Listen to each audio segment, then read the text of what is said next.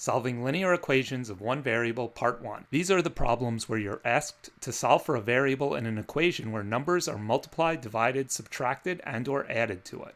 In these cases, you'll want to determine the order of operations that were performed to the variable and undo them in reverse order. Let's consider some examples.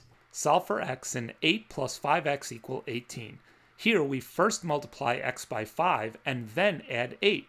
So to undo the steps in reverse order, we subtract 8 and then divide by 5. Pictorially, it looks like this.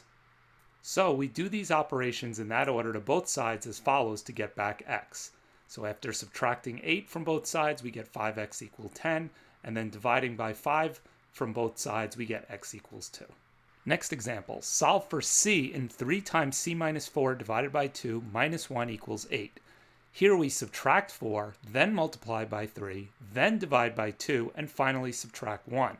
So to undo this, we add 1 first, then multiply by 2, then divide by 3, and finally add 4. Pictorially, it looks like this. So following the diagram, we add 1 to both sides to undo the subtraction by 1, in which case we get 3 times c minus 4 divided by 2 equals 9. Then we multiply both sides by 2 to undo the dividing by 2 to get 3 times c minus 4 equals 18. Next, we divide both sides by 3 to get c minus 4 equals 6.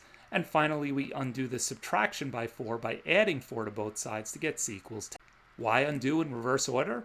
Well, as an analogy, if you put on your socks and then your sneakers, you undo this by first taking off your sneakers and then taking off your socks. Now note that in order for this method to be applicable, the operations must be reversible. As an example, squaring a number is usually not reversible. If, for example, I tell you that squaring a real number is 25, you don't know whether the number I squared is 5 or negative 5. Similarly, multiplying by 0 is not reversible. If I tell you that after multiplying by 0, you get 0, well, that can be any number. Please check out the links in the description for additional explanation and some official practice questions where you can test your understanding of this concept.